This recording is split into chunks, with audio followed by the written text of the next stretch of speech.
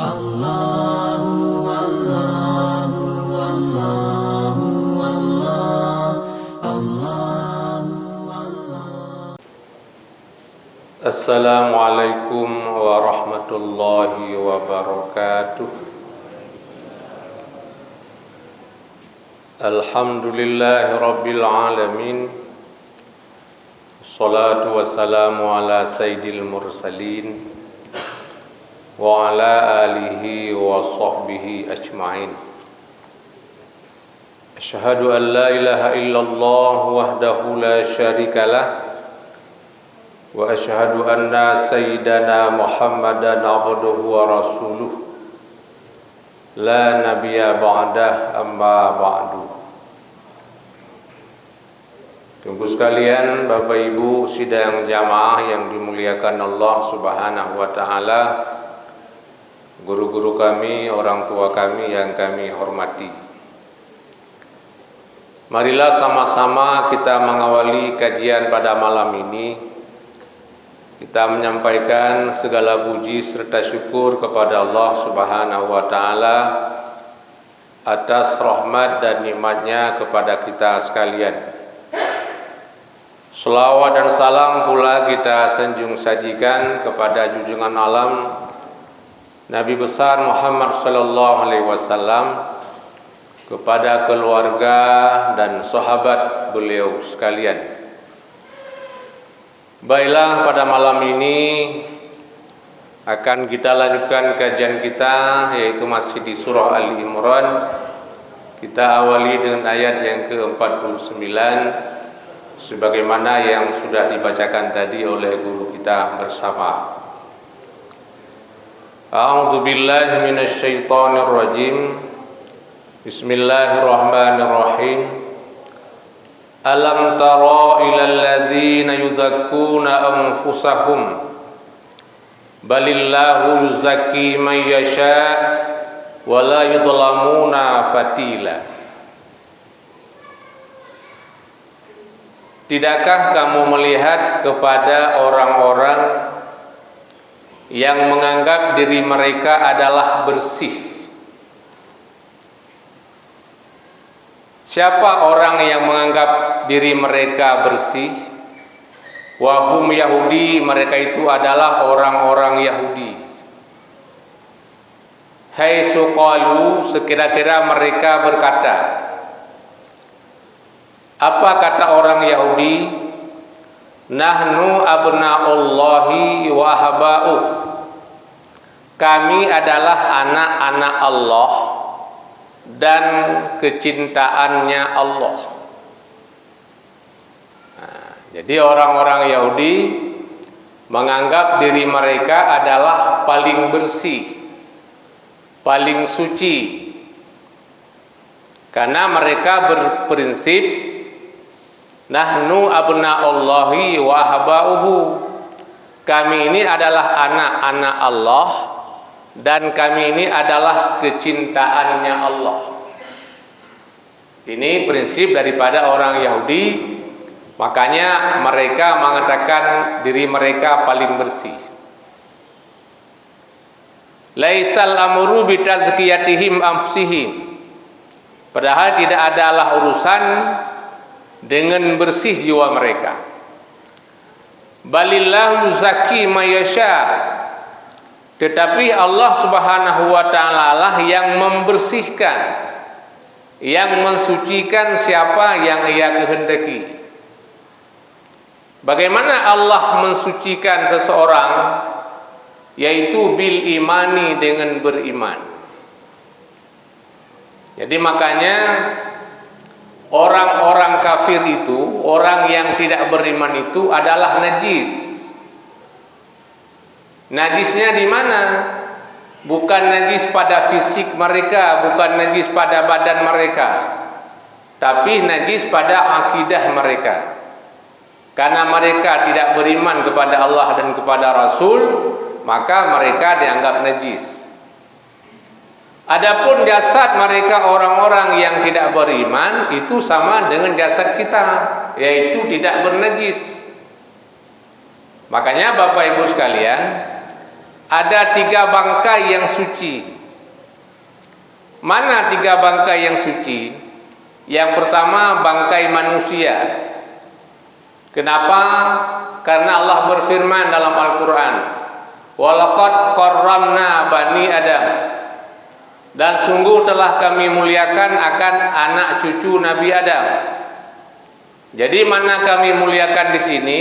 Jasad daripada anak Nabi Adam, apakah dianya beriman ataupun tidak beriman, tetap suci, tidak bernajis. Jadi yang najis adalah imannya, bukan jasadnya. Kemudian yang kedua, bangkai apa yang suci? Yaitu bangkai ikan. Yang ketiga, bangkai belalang. Makanya sampai hari ini kita halal makan ikan, halal makan bangkai ikan, dan halal pula makan bangkai belalang. Kedua macam makhluk ini halal kita makan dengan tanpa kita sembelih. Berbeda dengan kerbau, lembu, kambing dan biri, ayam dan seterusnya. Ini tidak halal kita makan bangkainya. Sehingga kalau ayam, begitu juga kerbau, biri, lembu dan seterusnya, ini mesti kita sembelih sesuai dengan perintah syara, baru bisa kita makan. Sementara ikan dan belalang ini tidak kita sembelih langsung kita makan. Maka kedua hewan ini adalah halal. Kedua hewan ini adalah suci, tidak bernajis. Cuma yang najis adalah apa yang ada di dalam perutnya. Kalau kita beli ikan, yakni kita beli bangkai ikan, lalu kita bersihkan apa yang ada di dalam perutnya. Belalang begitu juga, lalu bisa kita makan setelah kita masak. Jadi saya ulangi, ada 3 bangkai yang suci.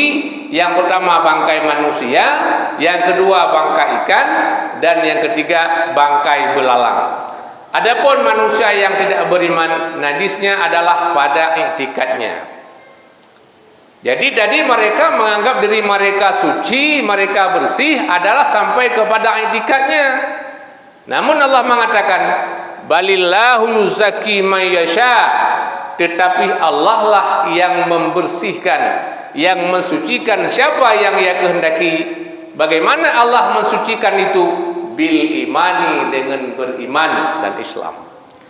Wala yutlamuna fatila, dan Allah tidak mendalimi, tidak mengurangi daripada iman mereka sedikit pun. Bapak Ibu jamaah yang dimuliakan Allah Subhanahu wa taala.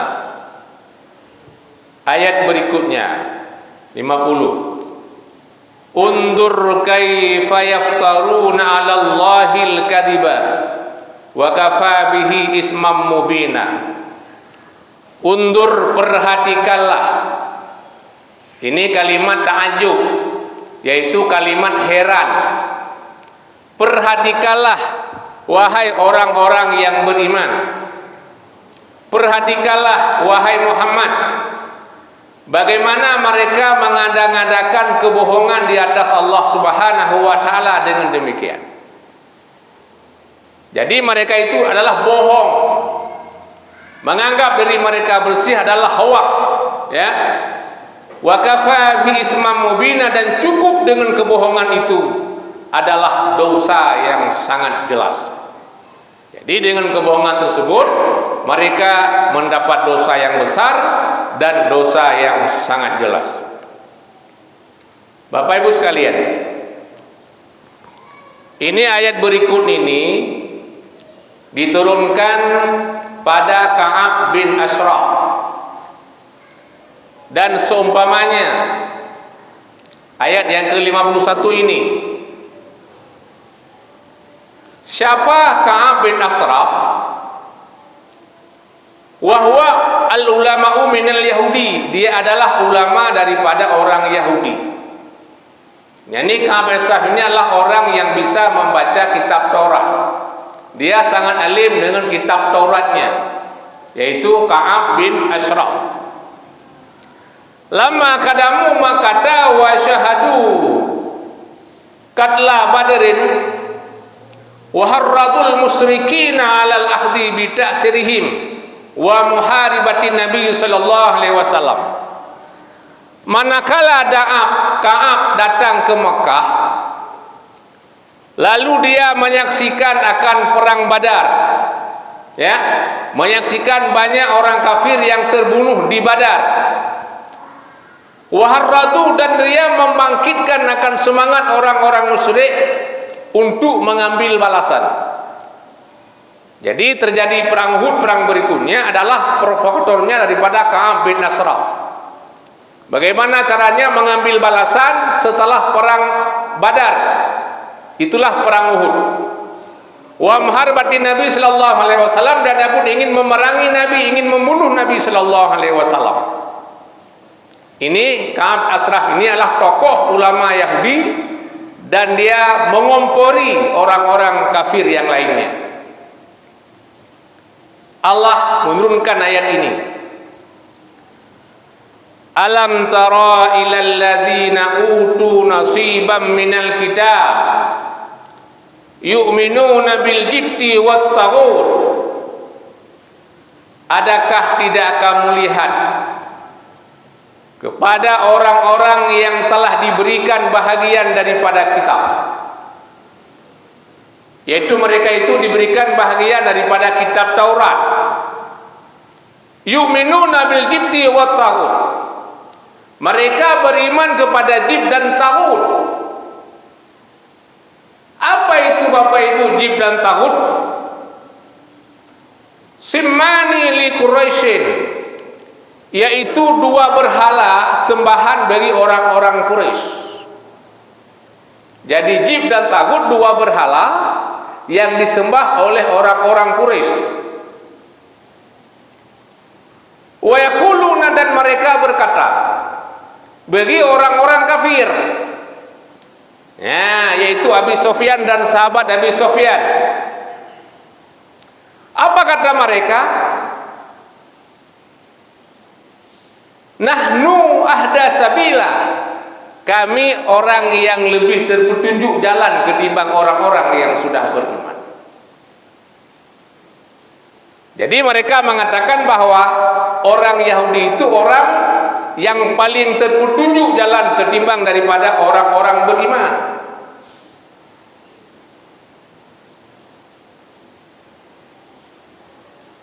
Di mana orang yang beriman kepada Nabi Muhammad itu telah mukhalafah agama nenek moyang kita dan memutuskan silaturahim, karena telah beda dengan agama nenek moyang kita itu. Makanya kita lebih terpetunjuk ketimbang daripada orang-orang beriman. Haula'i ahda minal ladzina amanu sabila. Mereka itu lebih terpetunjuk daripada orang-orang yang beriman di sebuah jalannya dalam menempuh kehidupan. Ini yang dikatakan oleh Ka'ab bin Ashraf kepada orang-orang kafir yang lain. Ulaikal ladzina la'anahumullah.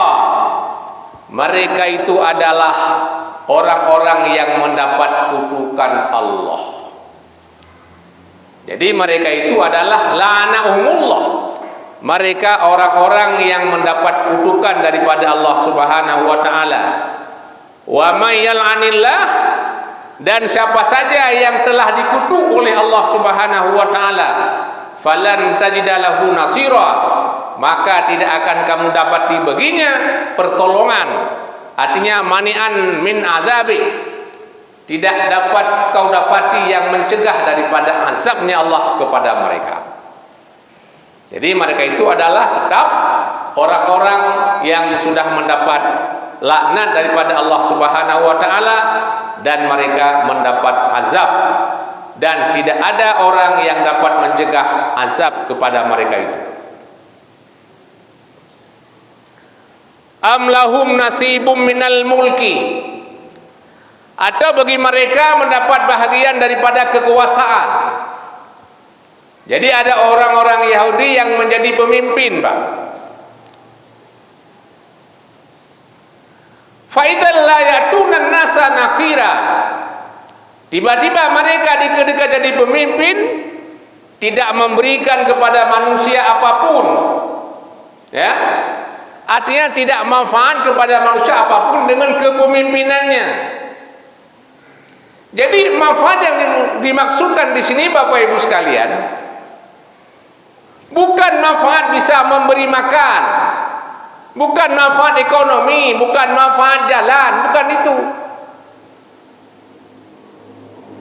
Firaun seorang ahli strategi, Zamrud pun demikian. Tapi tidak ada manfaat sedikit pun kepada manusia dengan kepemimpinannya, di mana manusia lepas nanti pada hari kiamat di hadapan Allah Subhanahu wa taala. Maka yang paling penting Bapak Ibu sekalian, seorang pemimpin itu bisa memberi manfaat kepada rakyatnya, di mana rakyatnya itu nanti lepas di hadapan Allah Subhanahu wa taala. Bukan manfaat di dunia, ya. Makanya kalau kita bilang manfaat di dunia, itu Fir'aun lebih hebat. Fir'aun lebih hebat. Dia bisa menguasai semuanya. Dan Namrud lebih hebat lagi. Am yahsudun nasa, atau mereka orang-orang yang mendengkikan kepada manusia. Siapa manusia itu? Yaitu Nabi Muhammad sallallahu alaihi wasallam. Jadi orang-orang Yahudi itu Bapak Ibu sekalian, orang yang sangat benci kepada Nabi Muhammad sallallahu alaihi wasallam. Kenapa benci? Ala ma atahumullahu min fadlih. Karena Allah sudah memberikan kepadanya berbagai macam karunia-Nya. Yang pertama apa? Minan nubuwati, diberikan kepada Muhammad kenabian. Ini mereka sangat benci, Pak, sangat dengki. Kenapa sangat dengki mereka ketika Nabi Muhammad diangkat menjadi nabi? Karena mereka punya prinsip bahwa kebanyakan nabi-nabi datang di kalangan mereka apa? Nabi Ibrahim punya 2 istri. Istri yang pertama namanya Sarah, anak raja apa? Anak raja.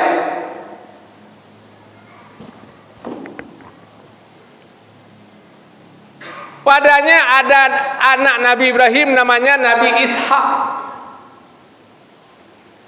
Nabi Ishak ada anak namanya Nabi Yakub.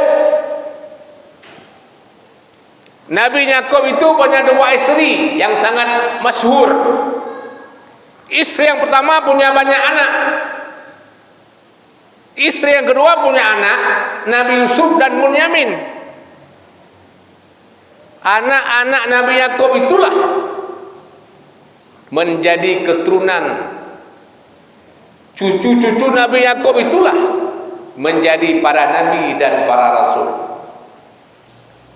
Di dalamnya ada Nabi Musa, ada Nabi Harun, di dalamnya ada Nabi Daud, di dalamnya ada Nabi Sulaiman, di dalamnya ada Nabi Yahya, Nabi Zakaria, Nabi Isa, Nabi Dzulkifli. Itu semuanya di kalangan mereka. Toh istri kedua Ibrahim namanya Hajar. Hajar itu bukan bangsawan, bukan darah biru.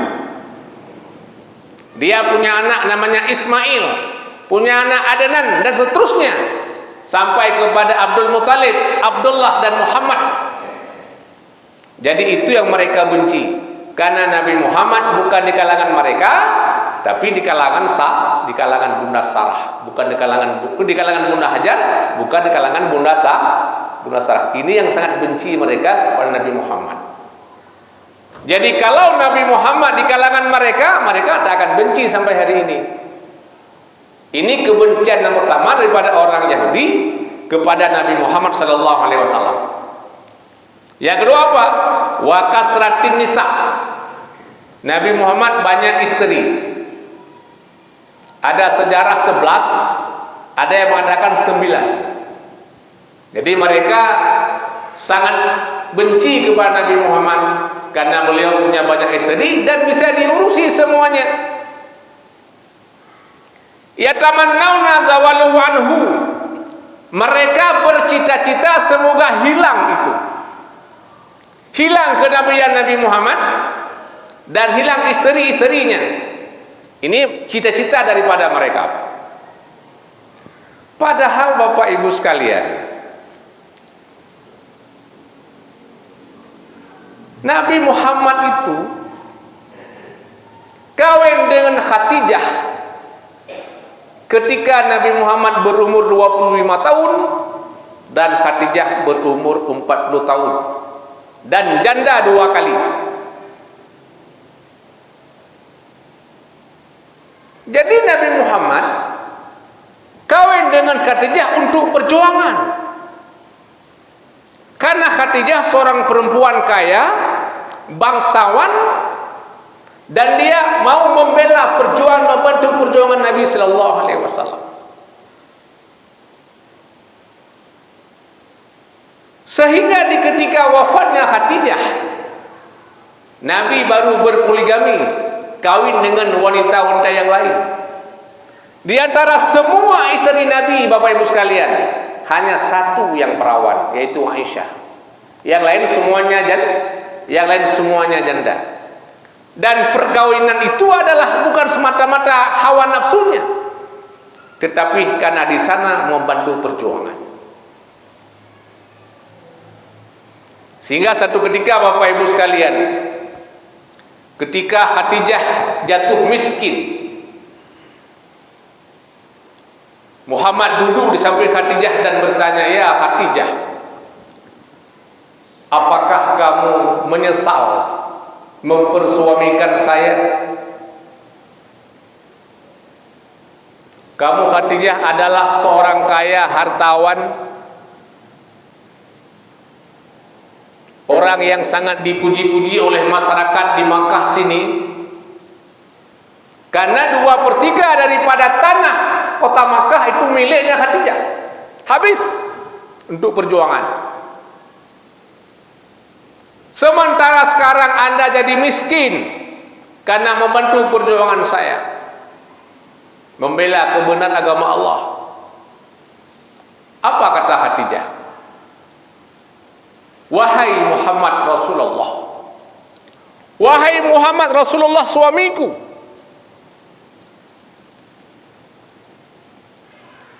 andai kata engkau dalam berjuang menegakkan kebenaran ini di muka bumi Allah, engkau berjalan lalu bertemu dengan sungai sehingga tidak ada jembatan untuk kau lalui, ketika saya sudah meninggal, wahai Rasul, galilah kuburanku, kau ambil tulang rusukku, kau ambil tulang belulangku, kau jadikan jembatan di mana kamu bisa menyeberangi sungai tersebut." Ini salah satu kata-kata hati, kata-kata keikhlasan dan ketulusan Khadijah kepada Rasul suaminya. Sehingga Muhammad sangat bergembira mendengar kata-kata itu, sangat senang, sehingga semuanya harta Khadijah yang dikorbankan disaksikan oleh Allah Subhanahu wa taala. Ketika Khadijah meninggal tidak ada kain kafan, tunggu. Tidak ada kafan. Begitu miskin pada waktu itu. Sehingga malaikat Jibril turun membawa kain kafan. Untuk siapa? Yang pertama, kain kafan kepada Khadijah. Beri baterai. Jadi Khadijah mendapat kain kafan dari Allah melalui Jibril. Yang kedua, kain kafan untukmu, Muhammad. Yang ketiga, kain kafan dari surga untuk Fatimah. Yang keempat, kain kafan dari surga untuk Ali bin Abi Thalib. Dan yang kelima, kain kafan dari surga untuk Sayyidina Hasan. Saya ulangi, yang pertama untuk Khadijah, yang kedua untuk Nabi Muhammad sendiri, yang ketiga untuk Fatimah, yang keempat untuk Ali bin Abi Thalib, yang kelima untuk Hasan. Sementara untuk Husain tidak ada. Kenapa? Jibril mengatakan Husain terbunuh di Karbala. Jadi Husain syahid. Jadi tidak ada kafan di surga karena Husain mati syahid nantinya. Dan pas nantinya Husain pun terbunuh di padang Karbala. Bapak Ibu sekalian, wa yaquluna, dan mereka berkata, apa kata mereka? Lau kana nabiyan lastaghala anin nisa. Andai kata Muhammad itu nabi, sungguh tak berbimbang ia dengan para perempuan-perempuan itu. Nah, jadi mereka menganggap dia bukan nabi karena banyak istri. Ini satu yang keliru. Apa kata Allah? Faqad ataina ala Ibrahima alkitaba wal hikmah. Maka sungguh kami berikan kepada keluarga Ibrahim, yaitu neneknya Nabi Muhammad, seperti Nabi Musa dan Nabi Daud dan Nabi Sulaiman, akan kitab dan hikmah, yaitu kenabian. Wa atainahu mulkan azima, dan kami berikan kepada mereka siapa? Nabi Musa, Nabi Daud, Nabi Sulaiman, akan kekuasaan yang besar. Nabi Musa jadi pemimpin di Mesir. Nabi Daud jadi pemimpin. Nabi Sulaiman dan Nabi Daud juga jadi pemimpin, bahkan jadi raja sekaligus kedua-duanya. Fakana li Dauda, maka adalah bagi Nabi Daud itu 99 istri, Pak. Nah, jadi kalau dikatakan Nabi Muhammad 9 istri itu banyak sekali, Nabi Daud itu punya 99 istri, Pak. Wali Sulaimana alfama baina hurrati wa suryah wa saryati, dan bagi Nabi Sulaiman itu ada 1000 istri. Di antaranya ada yang merdeka, ada yang budak, Pak. Berapa Nabi Sulaiman? 1000. Yang 1000 itu ada yang istri, ada juga yang bundi. Itu budak, hamba sahaya. Jadi kalau mereka bilang Nabi Muhammad itu banyak istri 9 orang, itu sangat-sangat keliru.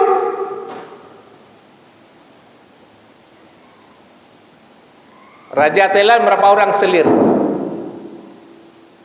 Berapa orang? Raja Thailand sekarang berapa? Berapa, Pak? Hah? Nah, itu sendirilah. Jadi yang saya sampaikan, sangat-sangat keliru apabila kita anggap Nabi Muhammad itu banyak istri. Lebih banyaknya Nabi Daud, yang mereka mengagungkan Nabi Daud, juga lebih banyak lagi Nabi Sulaiman. Dari itu, faminhum man amana bih, maka sebagian daripada mereka orang-orang yang beriman dengan Nabi Muhammad. Nah, jadi ada orang yang beriman dengan Nabi Muhammad daripada mereka orang-orang Yahudi. Wa minhum man sadda anhu, dan sebagian mereka orang yang menghalangi daripada beriman. Wa kafa bi jahannama sa'ira, dan cukuplah mereka akan menempatkan akan neraka jahanam azaban, sebagai azab bagi orang-orang yang tidak beriman.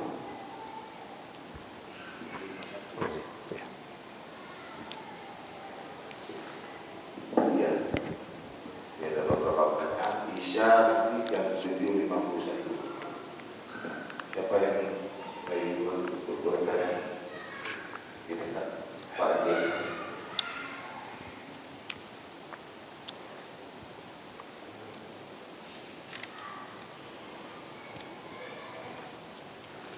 Pak yang dulu.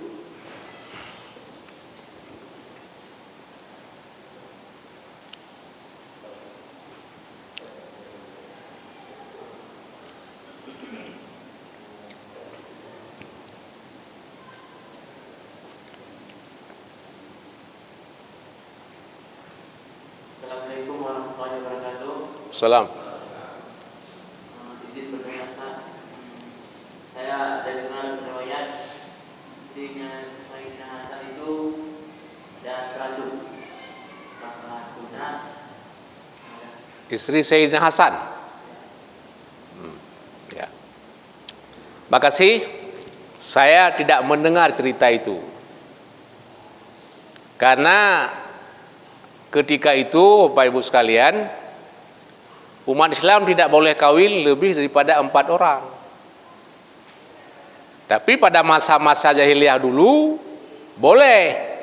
Tapi ketika Nabi Muhammad SAW menyampaikan akan Islam, tidak boleh lagi kawin lebih daripada 4. Kecuali pribadi Nabi. Nabi silakan sesuka-suka dia boleh. Tapi Nabi hanya kawin 9 orang, sejarah yang kuat. Kepada umat-umat Nabi semuanya, mulai daripada Abu Bakar, Umar, Utsman, Ali dan anak-anak semua sampai kepada kita hari ini, tidak boleh kawin lebih daripada 4 orang. Maka kalau ada orang yang mengatakan Sayyidina Hasan itu istrinya 100, itu bohong.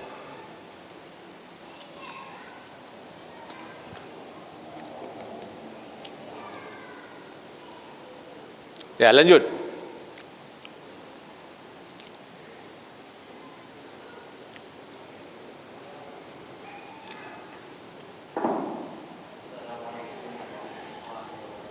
Salam.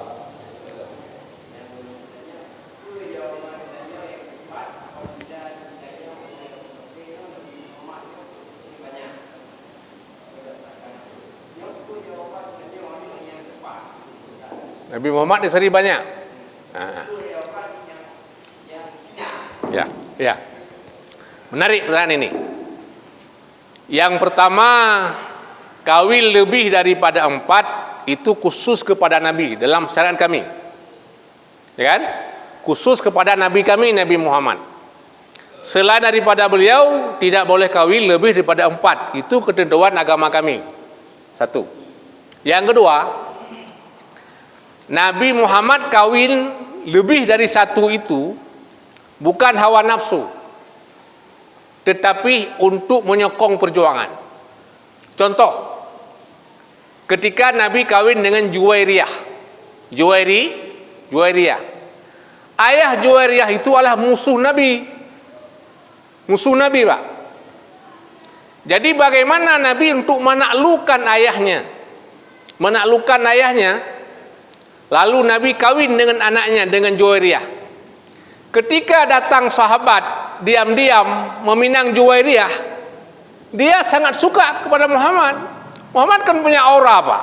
Ya, Muhammad punya aura yang sangat ganteng, orangnya sangat gagah, sehingga Juwairiyah ketika mendengar kata-kata di Muhammad melamarnya langsung mau dia. Ketika dia mau jadi istri Nabi Muhammad, ayahnya bersama dengan pengikutnya semua masuk Islam. Jadi Nabi kawin lebih daripada 1 adalah untuk menyokong perjuangan. Itu salah satu contoh. Dan banyak contoh-contoh yang lain. Bahkan termasuk Nabi kawin dengan Khadijah adalah untuk menyokong perjuangan. Itu, Pak.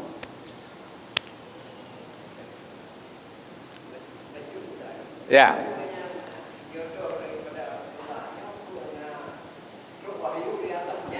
Ya. Begini. Yang pertama secara umum, wa ma yantiqu anil hawa in huwa illa wahyu yuha. Secara umum, Nabi tidak mengadakan sesuatu daripada hawa nafsu kecuali wahyu. Kemudian memang nyata adanya. Ketika Nabi kawin dengan Zainab. Zainab itu adalah bekas istri Zaid bin Harisah. Ya, saya katakan sebelumnya begini, Pak.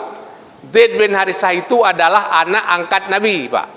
Anak angkat Nabi. Sehingga ketika Zaid kawin dengan Zainab, jadi Zainab sangat cantik, Pak. Zainab itu anak pawang Nabi, anak Jahsy. Zaid kurang ganteng. Zainab enggak suka dengan Zaid. Lalu diceraikanlah oleh Zaid. Setelah Zaid bercerai dengan Zainab, Nabi kawin dengan Zainab. Nabi kawin dengan Zainab, langsung firman Allah, Pak.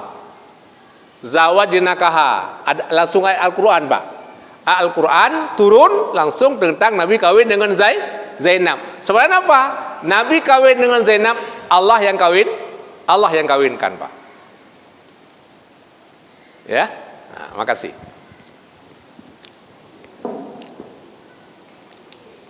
Ada lagi yang mau tanya? Assalamualaikum warahmatullahi wabarakatuh. Salam. Dalam sejarah terjadi perselisihan antara Sayyidina Ali dan Aisyah. Ya. Sehingga terjadi peraturan dengan dua kubu dan banyak yang mati syahid. Apakah ini ulama mati syahid di ulama sunat? Ya. Terima kasih. Yang pertama, perang itu bukan Ali dan Aisyah. Perang Ali dengan Muawiyah. Muawiyah bin Nabi Sufyan. Jadi perselisih mereka tentang terbunuhnya Utsman bin Affan. Ketika terbunuh Utsman bin Affan, kemudian Ali jadi khalifah yang keempat, Ali tidak menuntut balas kepada orang yang bunuh Utsman bin Affan. Di situ terjadi provokatorlah daripada Muawiyah bin Nabi Sufyan, sehingga sampai kepada anaknya Yazid sampai membunuh Husain di perang Karbala, ya kan? Dia pertama, nyan adalah selisih paham. Maka hinan qatil wal maktul fil jannah. Orang yang membunuh dan yang terbunuh kedua-duanya masuk surga, kedua-duanya syahid. Itu selisih paham di antara Ali dan Muawiyah. Jadi baik terpegah video Muawiyah kafirkan. Muawiyah sahabat Nabi, cukup malam je Muawiyahnya. Cuma doa neganya agak bejat becut. Jadi kemudian di kala perang-perang itu Aisyah, istrinya Nabi, dia lebih sok menyokong kepada Muawiyah. Sehingga watenya dalam satu peperangan pernah sekali Aisyah bertemu dengan Ali. Waktu bertemu perperangan, Aisyah naik kuda. Aisyah hebat hanmu. Aisyah, ya, hebat han. Ali pi hebat. Bertemu pedang, top. Tegelenglah. Ya. Aisyah siapa? Ummul Mukminin. Ali kepada Aisyah mertuanya, walaupun bukan mertua kandung. Ya, Aisyah kepada Ali menantunya, walaupun bukan menantu kandung. Bubarlah, enggak jadi. Aisyah enggak jadi bunuh Ali enggak jadi bunuh Aisyah. Namun apa saya katakan, kedua pasukan pada waktu itu adalah benar dan kedua-dua mereka adalah syahid dan masuk surga. Itu i'tikad Ahlussunnah wal Jamaah. Di sini berbeda dengan i'tikad orang-orang Syiah. Mereka orang Syiah langsung mengkafirkan Muawiyah dan membenarkan Ali karena Ali adalah sahibul bait. Tapi kita Ahlussunnah wal Jamaah tidak, kedua-duanya benar, tapi perang mereka adalah karena selisih paham. Ya, lanjut.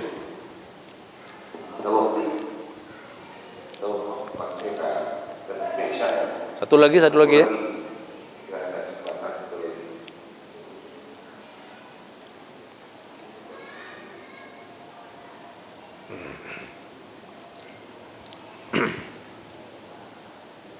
Yang di luar ada pertanyaan.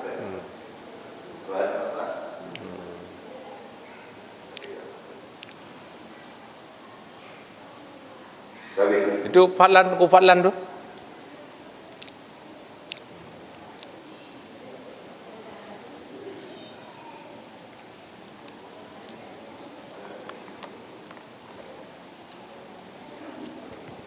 Assalamualaikum warahmatullahi wabarakatuh. Menyangkut dengan bangkai yang Ali bangkai yang jadi menaruh bangkai manusia, bangkai ikan dan bangkai belalang. Menyangkut dengan semut tidak. Apakah yang bangkai yang dimaafkan atau tidak? Jadi cara apabila sudah menyangkut makanan ataupun dalam pakaian ketika beribadah, bersalat atau festival hukum. Yang mana apabila musyrikah nyan dimaafkan. Musyrikah. Jadi bila sengaja nak tajau sedam tak perlu ulang lagi terjib tu. Yang kawanan, Tapi ketika musyrikah itu dimaafkan. Dia najis tapi dimaafkan.